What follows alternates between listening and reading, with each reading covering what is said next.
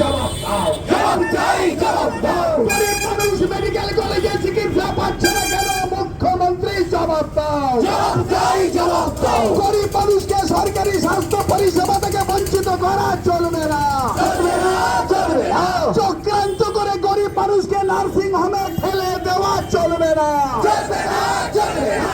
Medical কলেজে গরিব মানুষ চিকিৎসা পায় না কেন? মুখ্যমন্ত্রী জবাব দাও, জবাব চাই, জবাব দাও। অবিলম্বে রামপুরহাট মেডিকেল কলেজে এমআরআই মেশিন চালু করতে হবে, করতে হবে, করতে হবে। একদিনের জন্য সিটি মেশিন বন্ধ করা চলবে না, চলবে না, চলবে না।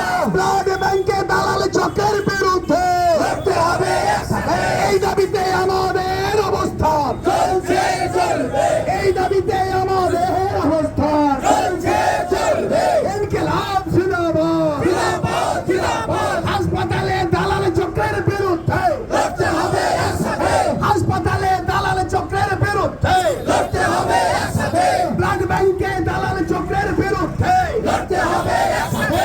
হাসপাতালে ভর্তি হওয়া রোগীকে চক্রান্ত করে নার্সিং হোমে ঠেলে দেওয়া চলবে না, চলবে না, চলবে না। হাসপাতালে পর্যাপ্ত পরিমাণে বিশেষজ্ঞ চিকিৎসক নিয়োগ করতে হবে, করতে হবে, করতে হবে। রামপুরহাট মেডিকেল কলেজের নার্ভের বিশেষজ্ঞ চিকিৎসক নেই কেন? মুখ্যমন্ত্রী জবাব দাও, জবাব চাই, জবাব দাও। অবিলম্বে হাসপাতালে চিকিৎসকের অভাব পূরণ করতে হবে, করতে হবে, করতে হবে। অবিলম্বে হাসপাতালে নার্সের অভাব পূরণ করতে হবে, করতে হবে, করতে হবে। ইনকিলাব জিন্দাবাদ, জিন্দাবাদ, জিন্দাবাদ। হাসপাতাল বাঁচাও, মানুষ বাঁচাও, এই দাবিতে আমাদের অবস্থান চলছে, চলবে। হাসপাতাল বাঁচাও, মানুষ বাঁচাও, এই দাবিতে আমাদের অবস্থান চলছে, চলবে। সরকারি স্বাস্থ্যের দাবিতে আমাদের অবস্থান চলছে, চলবে। ইনকিলাব জিন্দাবাদ, জিন্দাবাদ, জিন্দাবাদ। এসএফআই ডিওয়াইএফআই জিন্দাবাদ, জিন্দাবাদ, জিন্দাবাদ। এবং মহামিছিলে দলে দলে যোগ দিন। মেডিকেল কলেজে দালাল চক্র, ব্লাড ব্যাংকে দালাল চক্র ভাঙতে সমস্ত মানুষ এক হও। ইনকিলাব জিন্দাবাদ। রামপুরহাট মেডিকেল কলেজে যাত্রী প্রতীক্ষালয় আরো নির্মাণের ব্যবস্থা করতে হবে। রামপুরহাট মেডিকেল কলেজে রোগীর বাড়ির লোকেদের থাকার সুব্যবস্থা নেই কেন? স্বাস্থ্য দপ্তর জবাব দাও। আমাদের দেশের, আমাদের রাজ্যের মুখ্যমন্ত্রী মমতা ব্যানার্জি বারবার বলছেন পশ্চিমবাংলা স্বাস্থ্যকে ব্যবস্থাকে উন্নত অবস্থায় এনেছি, কিন্তু আমাদের দৈনন্দিন জীবনের যে অভিজ্ঞতা, প্রতিদিন যে অভিজ্ঞতা তৈরি হচ্ছে, যারা খেটে খাওয়া মানুষ, যারা ক্ষেত মজুর, অসংগঠিত শ্রমিক, যারা কলকারখানায় কাজ করে, যাদের অর্থনৈতিক অবস্থা নিম্ন গতির দিকে, নিম্ন অবস্থায়, তাদের হসপিটাল ছাড়া তো গোচার তো নেই। তাদের যে পরিস্থিতি তৈরি হয়েছে, তাতে কোনোভাবে সুচিকিৎসা হচ্ছে না। চিকিৎসার ক্ষেত্রে প্রচন্ড গাফিলতি তৈরি হচ্ছে। এখানে কি হচ্ছে? যারা অভিজ্ঞ ডাক্তার, তাদেরকে প্রমোশন দিয়ে প্রফেসর করা হয়েছে। যারা পড়াশোনা করে ছাত্র, যারা মেডিকেল কলেজে তারা পড়াশোনা করা হচ্ছে। তার পাশাপাশি কি হচ্ছে? যারা এই মেডিকেল কলেজে পড়ছেন তারা জুনিয়র ডাক্তার, তাদের আমাদের গরিব মানুষের পরিবার থেকে যারা হসপিটালে ভর্তি হয়, তাদের চিকিৎসার জন্য তারা যাচ্ছে।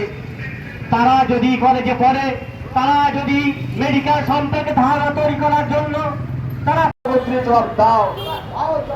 এই দাবিতে সারা রাজ্যের মানুষের বিক্ষোভ চলছে, চলবে। হাসপাতাল রোগী ও পরিবার, হাসপাতাল কর্মীদের নিরাপত্তার ব্যবস্থা করতে হবে। আজকে হাসপাতালে রোগী এবং স্বাস্থ্য পরিষেবাদের জন্য তাদের সুচিকিৎসার ব্যবস্থা করতে হবে। চিকিৎসার অভাবে আজকে মানুষ মরছে কেন? রাজ্যের স্বাস্থ্যমন্ত্রী জবাব দাও। এই দাবিতে সমস্ত গ্রামগঞ্জের মানুষের লড়াই চলছে, চলবে। শ্রমিক, কৃষক, ক্ষেত্রজীবী, ছাত্র যুবক রামপুরহাট অবস্থান বিক্ষোভ, হাসপাতাল বাঁচাও, মানুষ বাঁচাও, এই দাবিতে অবস্থান বিক্ষোভ চলছে, চলবে। অবিলম্বে সমস্ত দপ্তরের ডাক্তার পর্যাপ্ত পরিমাণে নিয়োগ করতে হবে। গ্রামের ব্লক স্বাস্থ্যকেন্দ্রগুলোতে একটাও চিকিৎসা ব্যবস্থা হচ্ছে না কেন? রাজ্যের স্বাস্থ্য দপ্তর জবাব দাও। এই দাবিতে রামপুরহাট অবস্থান বিক্ষোভ চলছে, চলবে। আজকে বিভিন্ন জেলার সমস্ত সদর হসপিটালগুলোতে যে সমস্ত পরীক্ষা নিরীক্ষা এমআরআই মেশিন নাই কেন? রাজ্যের স্বাস্থ্য দপ্তর জবাব দাও।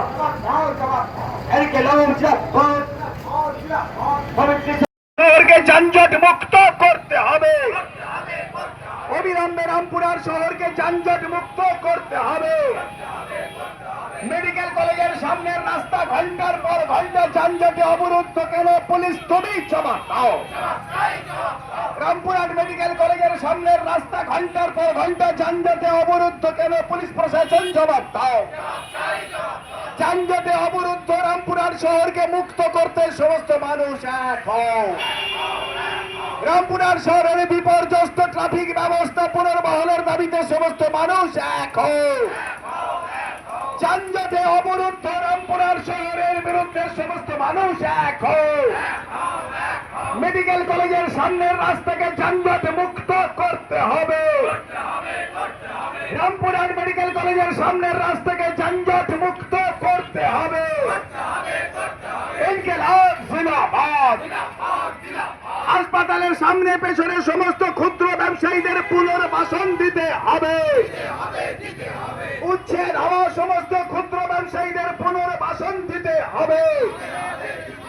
ইনকিলাব জিন্দাবাদ।